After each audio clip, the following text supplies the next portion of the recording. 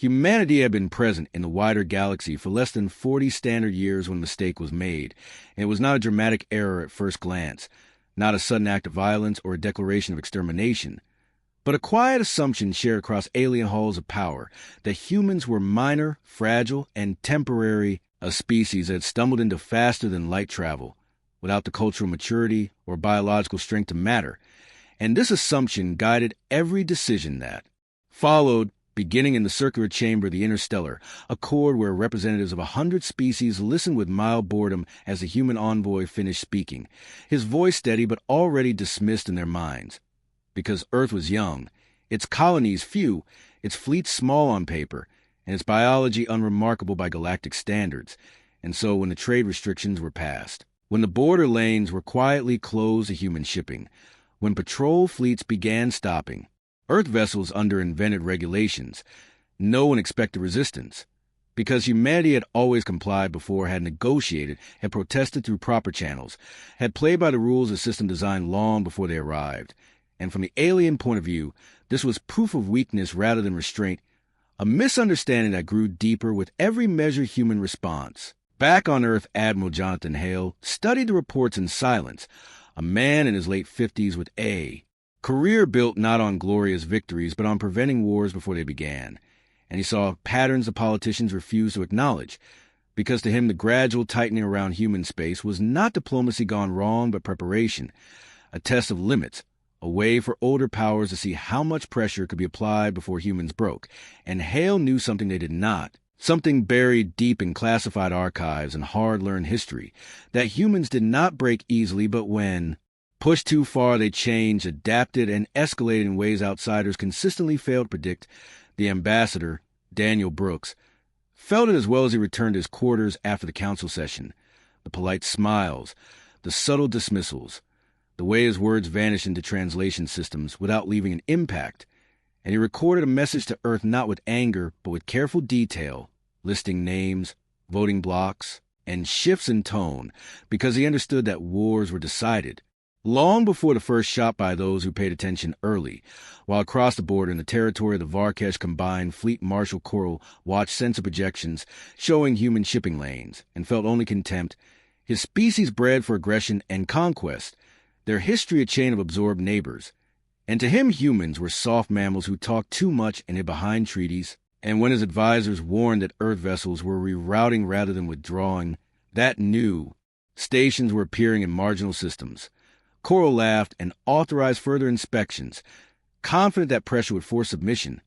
unaware that those reroutes were deliberate stress tests, that the stations were not defensive but logistical, and that humanity was quietly measuring response times, legal loopholes, and patterns of aggression. Scientists like Laura Mitchell working in orbital labs above Mars noticed funding shifts and requests that made no sense unless war was being considered, energy storage scale beyond civilian needs, propulsion experiments pushed into unstable ranges. And when she asked why, her supervisor only said that contingency planning was not paranoia if history supported it, and history for humans was full of examples where underestimation led to survival through innovation. As weeks passed, the galaxy saw only a compliant Earth filing protests and appealing decisions, while beneath that surface fleets trained in deep space beyond standard. Sensor nets. Captains like Eric Dawson drilled crews not in formal engagements, but in asymmetric encounters, sudden strikes, and rapid adaptation, teaching them to think like prey that had decided to become a predator, because a fatal mistake was not that aliens thought humans were weak, but that they believed weakness meant passivity. And when the first human convoy was seized under authority of the Accord and its crew detained, the response from Earth was not outrage, but silence, a pause so complete that even seasoned observers felt unease. And in that silence, plans finalized, alliances quietly activated, and protocols written decades earlier for a future no one outside humanity believed would ever arrive were unlocked, setting the stage for a lesson the galaxy was about to learn at a cost it had never imagined. The silence from Earth continued long enough that alien analysts marked the incident as resolved, assuming the human governments were divided or frayed, and this assumption shaped the next chain of errors as patrols grew bolder and inspection teams began boarding vessels deeper inside what humans considered their own space, while on Earth the response unfolded quietly and methodically, with Admiral Jonathan Hale convening a closed council that included fleet commanders, industrial planners, and civilian leaders who had lived through crises on Earth before humanity ever reached the stars. And the discussion was not emotional but precise, focusing on timelines, supply chains, and thresholds beyond which restraint no longer served survival, because humans understood escalation as a process rather than a moment, and they had learned through centuries of conflict that preparation decided outcomes more reliably than righteous anger. Ambassador Daniel Brooks was instructed to continue, attending sessions of the Interstellar Accord, and to appear cooperative, to file objections that would be delayed or ignored, and to gather intelligence through conversation and observation, while Fleet Marshal Coral de Varkesh combined interpreted this behavior as confirmation of his worldview, pressing the Council to authorize a demonstration strike against what he called a forward human logistics node, a small station on the edge of contested space, and the authorization passed with minimal debate because the station was lightly armed and officially civilian, and destroying it would send a message without provoking what the Council believed humanity could not afford. Yet when the Varkesh fleet arrived, they found the station evacuated, its reactors cold, and its data cores wiped, an irritation rather than concern, until hours later when 3 Varkesh supply depots experienced simultaneous system failures. Not explosions, but cascading shutdowns that left fleets without fuel or power, and analysts blamed maintenance errors or sabotage by local rivals, still not considering humans as a serious threat. While Laura Mitchell and her team watched telemetry, confirming the success of a test they had been told was theoretical, a non-destructive intrusion that exploited assumptions built into alien network design, because most galactic species centralized control for efficiency, whereas humans had evolved with distrust of single points of failure, a lesson learned from old wars on Earth and carried forward into space. Captain Eric Dawson received new rules of engagement that allowed initiative beyond standing orders, a rare privilege that reflected growing confidence in human crews to make independent decisions under pressure, and training scenarios shifted again, now incorporating live data from alien systems, revealing response delays and doctrinal rigidity, as if humanity were studying a larger, stronger opponent that relied too heavily on habit. And when the Varkesh Combine launched a formal operation to seize human shipping outright, presenting it as enforcement action, Earth responded publicly with another protest, and privately with movement across hundreds of light years, fleets dispersing rather than massing, civilian ships rerouted to serve as sensor platforms, and industrial yards accelerating output under emergency authorities that bypassed peacetime constraints. The first true clash occurred when a Varkesh cruiser attempted to detain a human freighter and found itself surrounded not by warships but by autonomous cargo drones that maneuvered unpredictably and forced the cruiser to withdraw after suffering systems interference it could not counter, an embarrassment quietly buried in internal reports. And still the galaxy did not understand, because the mistake was not corrected by warning signs, each dismissed as anomaly or coincidence, until a meeting of the Accord where Daniel Brooks spoke again, calmly stating that continued actions against human shipping would be interpreted as hostile intent. And this time the chamber listened not with laughter, but with irritation, offended that a minor species dared imply consequences, and votes were cast to censure Earth for aggressive rhetoric, a decision that would later be remembered as the moment the galaxy chose pride over caution, while on Earth Admiral Hale authorized the next phase, a transition from preparation to demonstration, designed not to destroy, but to educate, because humanity had decided that if the galaxy insisted on underestimating them, the lesson would have to be taught in a language even the most arrogant powers could not ignore. The transition to demonstration was invisible to most of the galaxy because humans understood perception as a battlefield, and while alien media focused on council politics and border incidents, subtle changes unfolded across trade routes and communication relays as human systems began interacting with alien infrastructure in ways that revealed vulnerabilities without triggering alarms. A strategy Admiral Hale described as letting the opponent hear footsteps before seeing the shadow, and this approach unsettled analysts like those in the neutral Sealand Union who noticed anomalies they could not explain. Ships arriving late without mechanical faults, data packets rerouted through improbable paths, energy markets fluctuating without cause, yet their warnings were lost in bureaucratic noise, while Fleet Marshal Coral dismissed reports of delayed reinforcements as incompetence among his subordinates and doubled down on pressure, ordering a limited strike against a human escort group to assert dominance, confident that a decisive show of force would restore fear.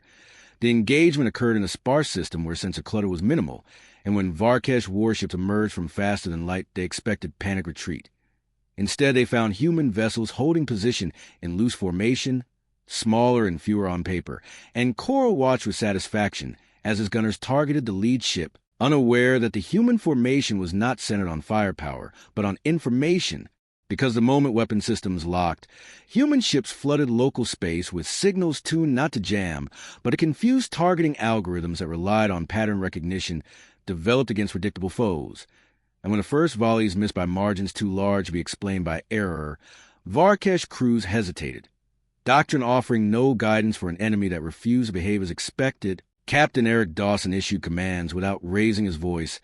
trusting his crew to execute. Adaptations rehearsed countless times, maneuvering not to close distance but to reshape the battle space,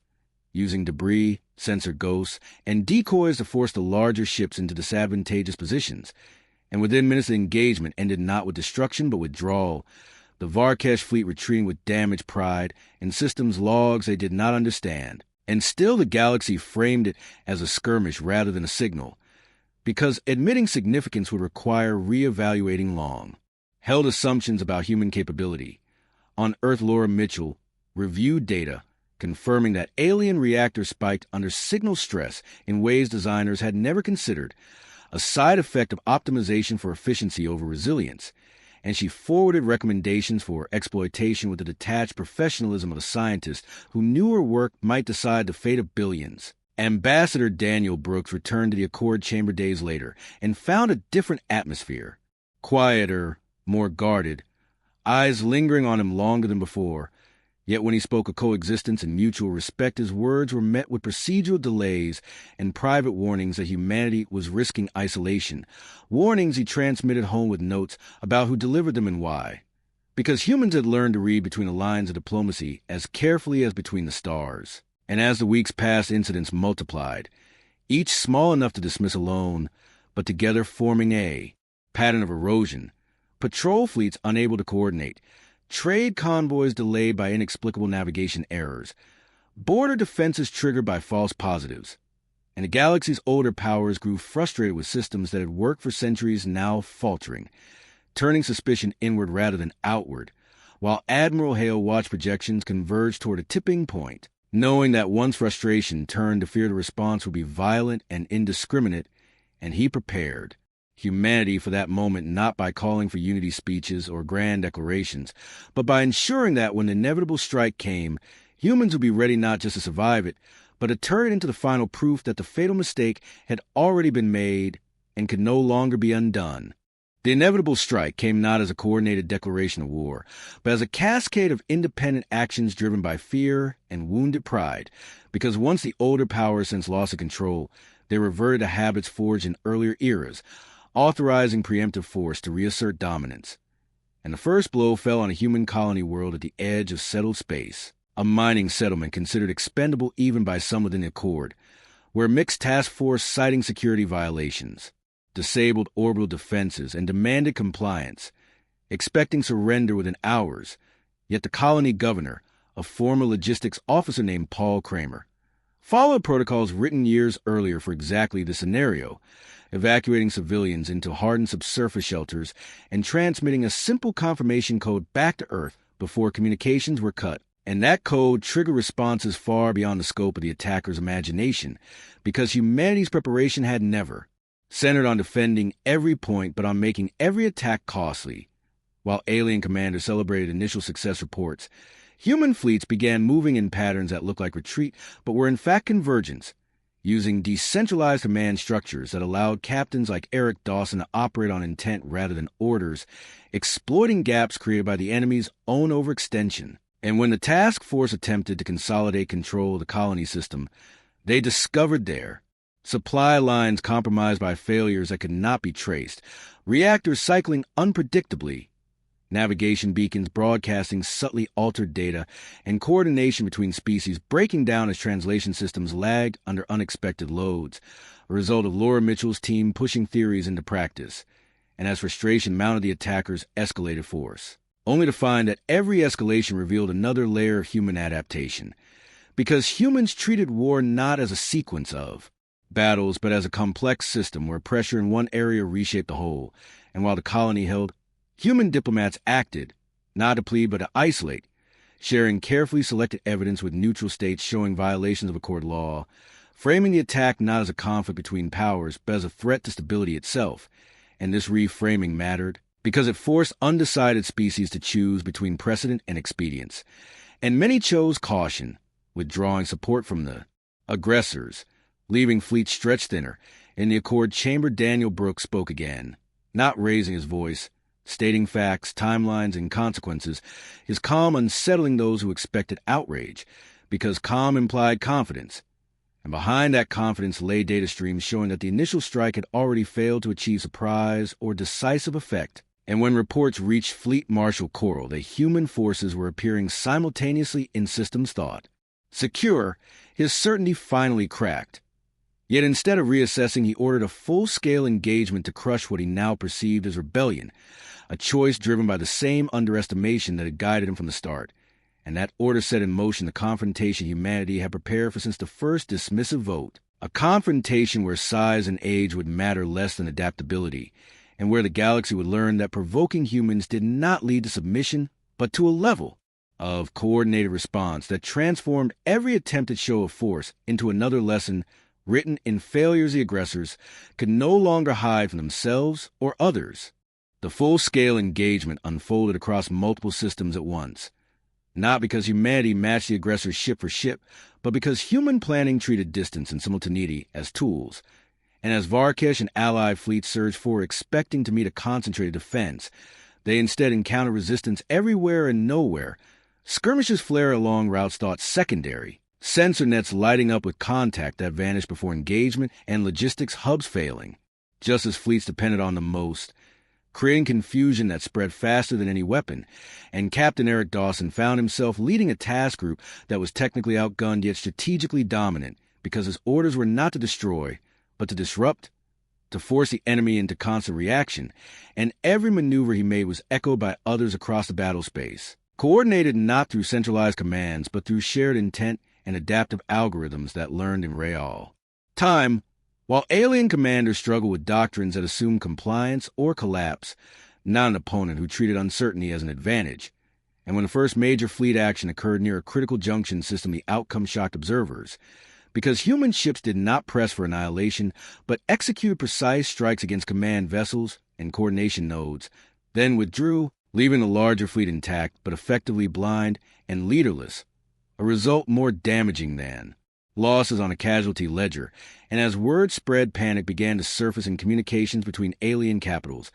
accusations of incompetence, demands for harsher measures,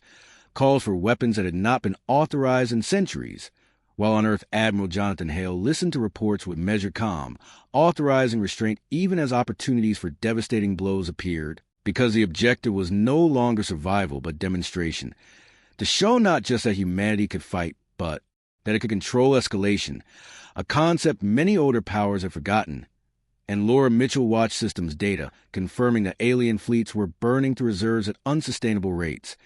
their efficiency turned against them by prolonged disruption, while human industry, decentralized and flexible, absorbed the strain, adapting production lines and rerouting resources with a speed that surprised even its own planners. And in the Accord chamber, Daniel Brooks faced open hostility, threats thinly veiled as procedure, yet the mood had shifted irreversibly, because representatives now spoke of containment and ceasefires rather than punishment, their confidence eroded by reports they could not suppress. And when footage leaked of a Varkesh flagship drifting powerless, while human vessels passed without firing, the narrative collapsed, because dominance was not about destruction but control, and humanity had achieved it without declaring war. And in that moment, many across the galaxy began to understand the depth of the fatal mistake, that underestimating humans had not led to a quick victory, but to a slow unraveling of systems and assumptions that had defined power for generations. And as calls to negotiation finally reached Earth, humanity prepared to answer not from a position of anger, but from one of undeniable leverage, ready to define a new balance the galaxy could no longer ignore. Negotiations began while fighting still flickered at the edges of space, because the galaxy's leaders could no longer pretend control had been maintained, and the request for talks arrived not as a unified message, but as fragmented overtures from factions suddenly aware that the old order was failing. Yet Admiral Jonathan Hale insisted operations continue at reduced intensity, not out of spite, but to reinforce reality. Because humans understood that leverage evaporated the moment pressure ceased, and so human fleets maintained presence in critical corridors, not blocking them but demonstrating that access now depended on human consent, a psychological shift that unsettled species accustomed to unquestioned movement. And Fleet Marshal Coral found himself sidelined as his own government sought distance from his decisions, a convenient scapegoat for a failure rooted deeper than any one commander, while his remaining forces withdrew to defensible positions only to discover that defense required cooperation with allies who now doubted each other, and that doubt proved as paralyzing as any human tactic. Because trust once broken could not be restored by orders, and as the galaxy hesitated, humanity advanced diplomatically, Daniel Brooks presenting a framework not for surrender but for reform, emphasizing transparency, shared standards, and limits on unilateral enforcement actions. Concepts framed as stability measures, yet clearly informed by human experience with power, imbalances, and what surprised many was the absence of triumphalism. No demands for tribute, no expansionist claims, only insistence that humanity would no longer accept marginalization. And this restraint confused those who equated strength with domination, while Laura Mitchell testified via secure link about systemic vulnerabilities exposed during the conflict, offering technical assistance under joint oversight, a move that reframed human capabilities as a stabilizing force rather than a threat. And this offer split the Accord into camps, those who saw cooperation as survival, and those who clung to pride. Yet even the latter recognized that continued resistance risked further erosion, and when a coalition fleet attempted one final show of force to test human resolve, it was met not with battle but with coordinated denial, every jump point misaligned, every approach shadowed by human vessels that neither threatened nor retreated, until the fleet turned back without firing a shot. An event that rippled through galactic consciousness as a quiet admission of changed reality, and on Earth the public learned of the conflict not through grand speeches, but through incremental disclosures, a deliberate choice to avoid hysteria and reinforce the idea that humanity's actions were measured and defensive. And as days turned into weeks, the ceasefire solidified into a new normal, with humans integrated into decision-making not as juniors, but as equals whose objections carried weight. And in the aftermath, analysts across the galaxy dissected the conflict, searching for the moment everything went wrong, many pointing to specific battles or technologies. Yet those closest to the truth understood that the fatal mistake had been conceptual,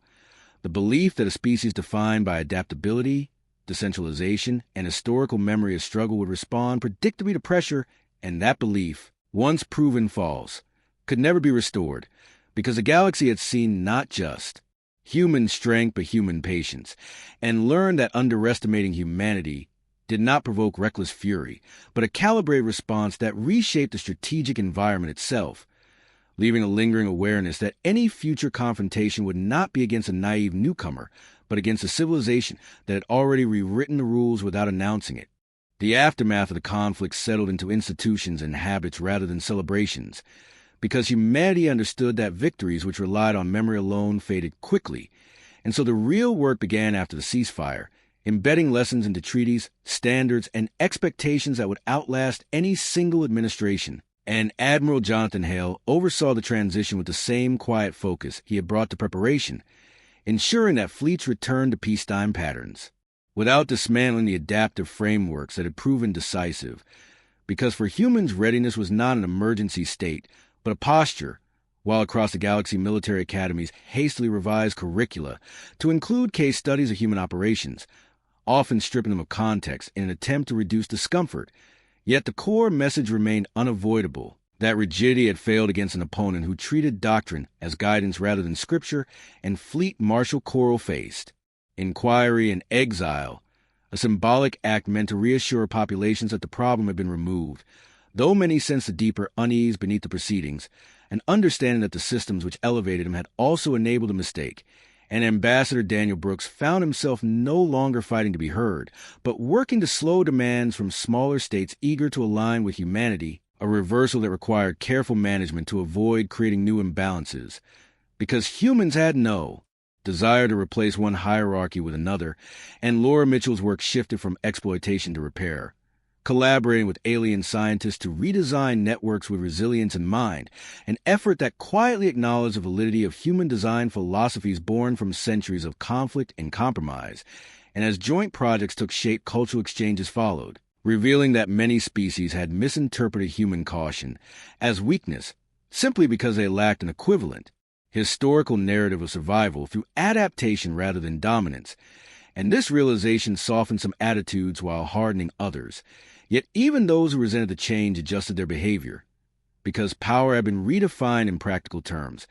and in border regions once hostile trade resumed under new oversight mechanisms that reduced the likelihood of unilateral enforcement. While human captains like Eric Dawson trained alongside former adversaries, sharing tactics not as secrets but as standards, a choice that built trust through competence rather than sentiment.